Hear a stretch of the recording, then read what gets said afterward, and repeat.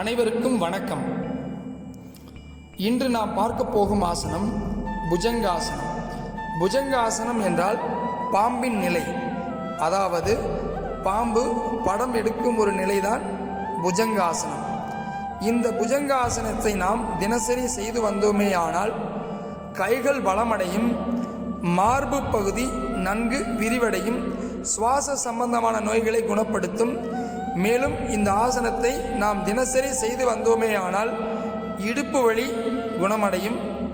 இந்த ஆசனத்தை நாம் தினசரி செய்து இதனுடைய பலன்களை நாம் அனுபவிப்போம்.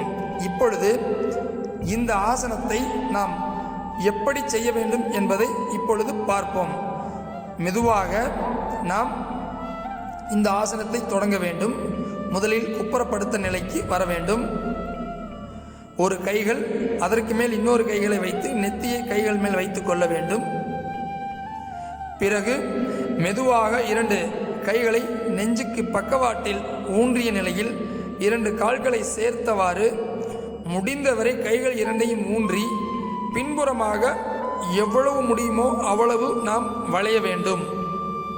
மூச்சை இழுத்த நிலையில் மெதுவாக மூச்சை இழுத்த நிலையில் நன்கு வளைந்த பிறகு கண்களையும் வாயையும் மூடிக்கொள்ள வேண்டும். மூச்சு இயல்பு நிலையில் இருக்க வேண்டும். முடிந்த அளவுக்கு நாம் இதை செய்தால் போதும். இடுப்பு பகுதி நன்கு வளையும் தன்மை கொண்ட ஒரு அற்புதமான ஆசனம். மீண்டும் நாம் ஓய்வு நிலைக்கு வர வேண்டும். குப்புறப்படுத்த ஓய்வு நிலைக்கு வந்த பின்பு பிறகு நாம் வஜ்ர ஆசனத்திற்கு மீண்டும் வர வேண்டும். இந்த வஜ்ர ஆசனத்தில் நாம் இந்த படத்தில் காட்டியது போல நாம் அமர வேண்டும். பிறகு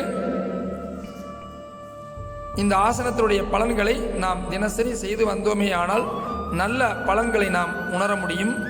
ஆகையால் தினசரி இந்த ஆசனத்தை செய்து நாம் பலன்களை அடைவோம். நன்றி, வணக்கம்.